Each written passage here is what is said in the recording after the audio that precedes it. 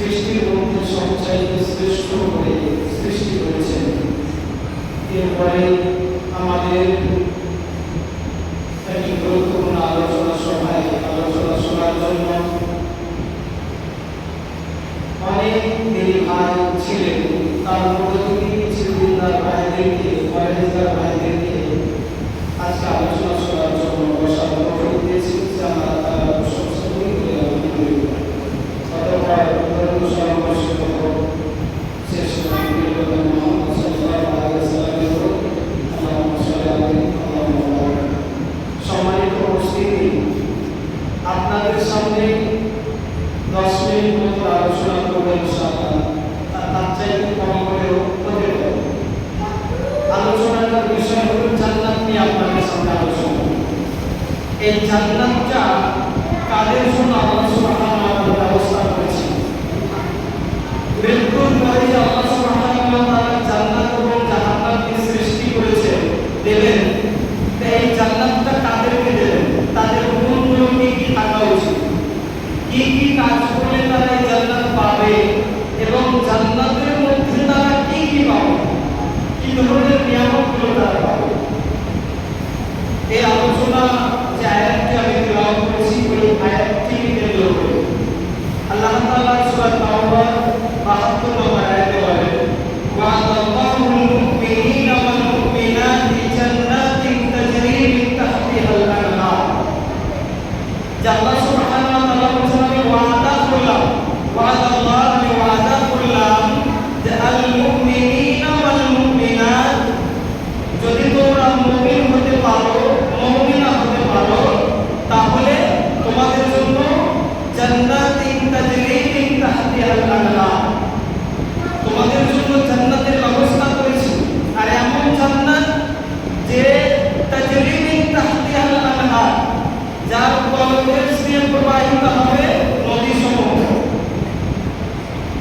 পানি ঝর্ণা থাকবে, দুধের ঝর্ণা প্রবাহিত হবে, সারাতের ঝর্ণা প্রবাহিত হবে, মধুর ঝর্ণা প্রবাহিত হবে। এইরকম জান্নাতের ব্যবস্থা আল্লাহ তাআলা একটু ওয়াদা করলেন, কিন্তু শর্ত দিলেন, একটি শর্তে তোমরা জান্নাত যেতে পারবে, যেটা হলো কি আল মুমিনিনা ওয়াল মুমিনাত, তোমরা যদি মুমিন হয়ে যাও দুনিয়ার মধ্যে এবং মুমিনা হয়ে যাও, এটাই শর্ত।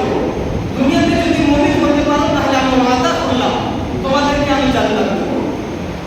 আর আল্লাহর ওয়াদা তো জানেন সত্য, আল্লাহর ওয়াদা মিথ্যা হয় না। পৃথিবীতে অনেক মানুষের ওয়াদা আপনি মিথ্যা পাবেন, রাজনৈতিক নেতাদের কথা বলেন, আরামাদের আমাদের মানুষের কথা বলেন, তারা ওয়াদা করে অনেক সময় কিন্তু ওয়াদা ভঙ্গ হয় না।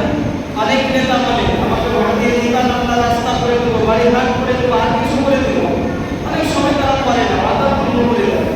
কিন্তু আল্লাহ সুবহানাহু ওয়া তাআলা ওয়াদা করেছেন, আমি ওয়াদা করলাম যদি মুমিন হতে পারো, মুমিনা যদি হয়ে যাও, ইমানদার হয়ে যাও, তাহলে তোমাদেরকে জান্নাত দেব।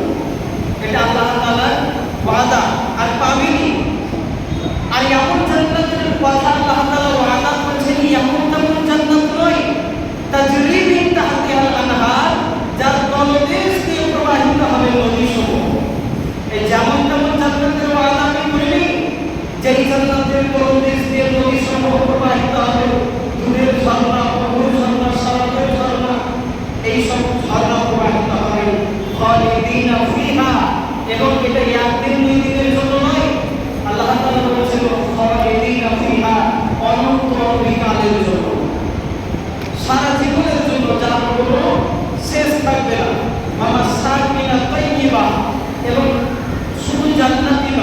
জান্নাতের মধ্যে আমার পবিত্র বাসস্থানের ব্যবস্থা আল্লাহ তাআলা করে দেবেন।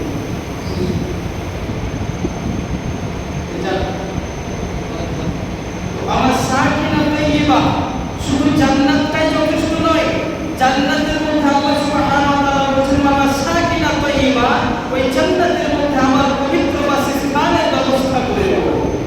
তারপরে বুঝতে পারলেন যদি শর্ত শুধুমাত্র মুত্তাকি হওয়া, ইমানদার যদি হয়ে যেতে পারেন, আল্লাহর হুকুম হাকামকে যদি মেনে চলতে পারেন, তাহলে আল্লাহ ওয়াদা করলেন যে এমন জান্নাত দেব যার জান্নাতের তলদেশ দিয়ে মধু দুধের ঝর্ণা প্রবাহিত হবে।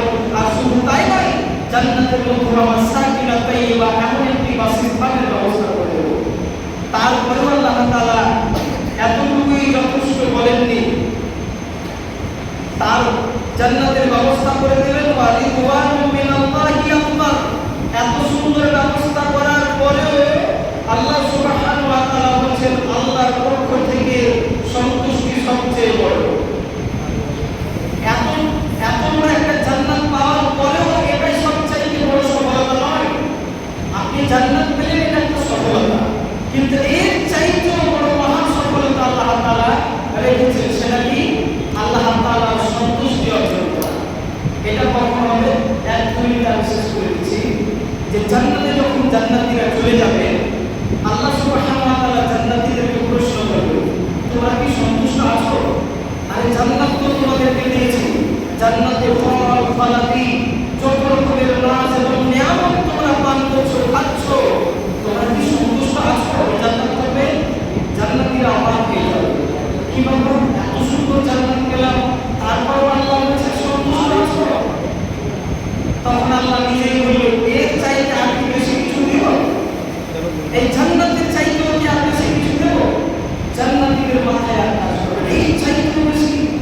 আরে জান্নাত তো পেলাম, জান্নাতের মধ্যে নাজ নিয়ামত কত রকমের খাদ্য খাবার পানি পেলাম, আল্লাহ বলছেন এর চাইতেও আরো বেশি কিছু দেব?